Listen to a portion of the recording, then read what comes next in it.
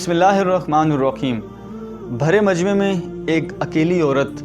یہ کہہ رہی ہے کہ میں وکیل ہوں، میرے سر پہ دوپٹہ دو۔ یہ کہانی ہے میڈم ارشاد نسرین کی، جو کہ ایڈوکیٹ ہیں بائی پروفیشن۔ ہے عورت کوئی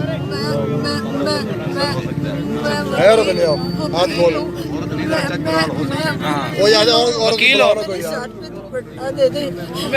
ان کو 14 اگست کو اغوا کیا جاتا ہے اکاڑا میں، اور 22 اگست کو ان کو کھیتوں میں پھینک دیا جاتا ہے۔ اس 14 اگست سے 22 اگست کے بیچ میں ان کو نشہ اور ادویات دی جاتی ہیں، ان پہ تشدد کیا جاتا ہے، ان کے ساتھ زیادتی کی جاتی ہے۔ ایک ایسی عورت کے ساتھ جس نے تقریباً سال ڈیڑھ سال پہلے ہیومن رائٹ پر کام کرنا شروع کیا ہے، ایک بڑے اور ایک پازیٹیو مشن پر انہوں نے کام کرنا سٹارٹ کیا تھا، مگر کچھ وڈیرے لوگوں کو یہ کام راس نہ آیا، انہوں نے اس کام کو روکنے کے لیے ان کو اغوا کر کے ان پہ تشدد کیا۔ اس سے پہلے بھی ان کو اغوا کیا جا چکا ہے، اسی طرح زیادتی کا نشانہ بنا کے چھوڑ دیا گیا۔ انہوں نے FIR درج کرائی تھی، مگر اس ٹائم پہ یہ جو سارا انسیڈنٹ تھا یہ میڈیا پہ، سوشل میڈیا پہ نہیں اتنا اٹھا تھا، اتنا نہیں وائرل ہوا تھا جتنا اس بار ہوا ہے۔ اس ٹائم بھی اسی طرح FIR درج کی گئی تھی، اس ٹائم بھی سارا اسی طرح ہوا تھا، اور کچھ ٹائم گزرنے کے بعد ان پر پریشر ڈالا گیا کہ یہ کسی طریقے سے اپنی FIR واپس لیں اور ان لوگوں کے خلاف جو کام کر رہی ہیں وہ کام کرنا روک دیں۔ اس بار جب ان کو اغوا کیا گیا، اگر آپ لوگوں نے وہ ویڈیو دیکھی ہے جس ویڈیو میں یہ کہہ رہی ہیں کہ میرے سر پہ دوپٹہ دو، میں وکیل ہوں، تو جس انسان کے اندر تھوڑے سے بھی جذبات ہیں، تھوڑی سی بھی فیلنگز ہیں، یا تھوڑی سی بھی انسانیت ہے، اس سے وہ ویڈیو پوری نہیں دیکھی جا سکتی، کیونکہ جس ٹائم پہ یہ کہتی ہیں کہ میرے سر پہ دوپٹہ دو، اس ٹائم پہ انسان کے رونگٹے کھڑے ہو جاتے ہیں کہ ایک ماں کے ساتھ، ایک بہن کے ساتھ، ایک بیٹی کے ساتھ اس قدر خطرناک اور اس قدر گندہ قسم کا کام ان وڈیرے لوگوں نے کیا ہے جو لوگ ان کے اگینسٹ تھے۔ اگر کوئی انسان غلط کام بھی کر رہا ہوتا ہے، مگر اس کو روکنے کے لیے یہ کوئی طریقہ نہیں ہے کہ اس کو آپ اس طرح کا تشدد کا نشانہ بنائیں کہ وہ انسان اپنی ہوا سے کھو بیٹھے۔ اور یہ میڈم ارشاد نسرین، جن کے کولیگز کہتے ہیں کہ یہ ایسے آفس میں کام کرتی ہیں جیسے مرد کام کرتے ہیں، کسی سے ڈرتی نہیں ہیں، کسی سے لڑتی نہیں ہیں، کسی سے فضول بحث نہیں کرتی ہیں۔ اور اس واقعے کے بعد یہ ہماری میڈم، ہماری ہیرو 3 دن سکتے میں رہیں، 3 دن ان کو سمجھ ہی نہیں آئی انہوں نے کیا بات کرنی اور کیا بات نہیں کرنی، اور یہ ڈرتی ہی نہیں مسلسل۔ جب ہاسپٹل میں ایڈمٹ کیا گیا، ان کا علاج ابھی بھی جاری ہے، تو یہ مسلسل ڈر رہی ہیں کہ ابھی بھی ان کی جان کو خطرہ ہے، ابھی کوئی آ کے ان پہ حملہ کرتا ہے، ابھی ان کو کوئی تشدد کا دوبارہ نشانہ بناتا ہے۔ اور پولیس والوں نے دوبارہ ایسی FIR درج کی ہے، پولیس والوں نے دوبارہ ایسے ہی جس طرح لاسٹ ٹائم کیا تھا، سارا انسیڈنٹ ویسے ہی چل رہا ہے اس بار، مگر فرق یہ ہے کہ عمران خان صاحب تک یہ بات پہنچی ہے۔ عمران خان صاحب نے بڑے بڑے وزراء کو کہا ان کے پاس جائیں، ان کی جا کے صحت پوچھیں، اور جن لوگوں نے یہ کام کیا ہے ان کو کٹہرے میں لائیں۔ مگر افسوس کے ساتھ برائے نام ریاست مدینہ کہنا بہت زیادہ آسان ہے، مگر اس کو پریکٹیکلی کام کرنا، ریاست مدینہ میں تو ایک کتا بھی اگر دریائے فرات کے کنارے پیاس سے، بھوک سے مر جائے تو اس کا حساب لیا جاتا ہے، مگر یہ کیسی ریاست مدینہ جس میں ایک عورت کے ساتھ اتنے دن اغوا کرنے کے بعد، اتنا تشدد کیے جانے کے بعد ابھی تک وہ لوگ کٹہرے میں نہیں کھڑے۔ مجھے پوری امید ہے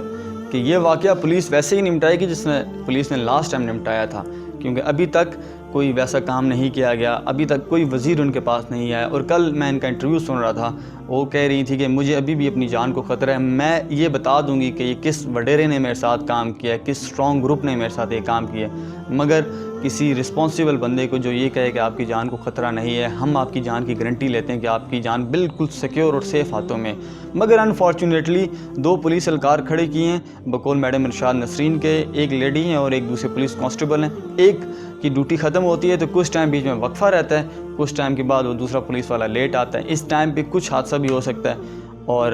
میڈم ارشاد نسرین کہہ رہی ہے کہ اگر میری جان کو خطرہ ہے تو میں اس کی ذمہ دار آپ لوگ ہوں گے سب، میں آپ لوگوں سے پوچھوں گی کہ ایک ماں کے ساتھ، ایک بیٹی کے ساتھ، ایک بہن کے ساتھ اس قدر خطرناک کام، اس قدر تشدد والا کام کیا گیا، مگر انفارچونیٹلی کوئی آگے سے سٹیپ نہیں اٹھایا گیا۔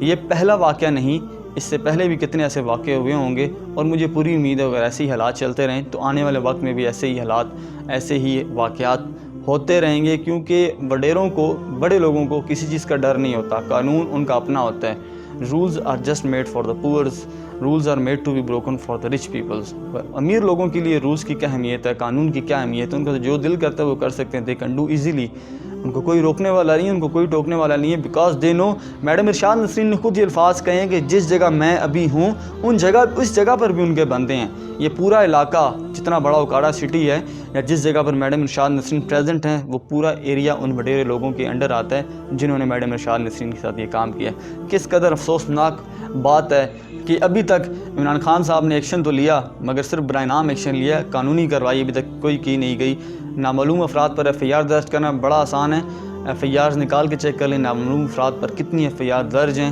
پہلے بھی تھیں، ابھی بھی ہیں اور آنے والے وقتوں میں بھی ہوں گی۔ یہ نامعلوم افراد کو کبھی معلوم نہیں کیا جاتا کہ یہ واقعہ، یہ حادثہ کس نے کیا ہے۔ اگر ایسا ہی کام چلتا رہا تو کسی کی ماں، کسی کی بہن، کسی کی بیٹی محفوظ نہیں ہوگی، اور اگر محفوظ ہوگی بھی تھی تو وہ صرف امیر لوگوں کی ہوگی، جن کے قانون جن کا اپنا ہے، جن کو کوئی پوچھنے والا نہیں ہے، جن کے اپنے باڈی گارڈز ہیں۔ ایک غریب انسان کے لیے تو کوئی، وہ تھانے میں جا کے ایف آئی آر درج کرنا چاہتے ہیں تو ان کی ایف آئی آر کو بھی کوئی نہیں سنتا ہے۔ جب تک یہ بات میڈیا پر نہ آئے، جب تک یہ بات سوشل میڈیا پہ وائرل نہ ہو، تب تک غریب انسان کو کوئی پوچھتا بھی نہیں ہے۔ تو میری اس ویڈیو کے تحت میں کچھ کر تو نہیں سکتا، میں ان بندوں کو پکڑ تو نہیں سکتا، جو میری حیثیت ہے، جو میری استطاعت ہے، جتنا میں کام کر سکتا ہوں میں تو اتنا ضرور کروں گا۔ میں اس ویڈیو کی شکل میں میڈم ارشاد نسرین کے لیے دعا ہوں کہ اللہ تعالیٰ ان کو مزید ہمت دے، مزید استطاعت دے، تاکہ وہ مزید جو اپنا کام کر رہی تھیں وہ مزید اسی طرح بہادری کے ساتھ، دلیری کے ساتھ کرتے رہیں۔ ایک نہ ایک دن تو ضرور چینج آئے گا، کتنی قربانیوں کے بعد چینج آتا ہے۔ ظلم حد سے زیادہ کیا جاتا ہے تو ظلم تو مٹ ہی جاتا ہے ایک نہ ایک دن۔ انشاءاللہ اللہ تعالیٰ سے پوری امید ہے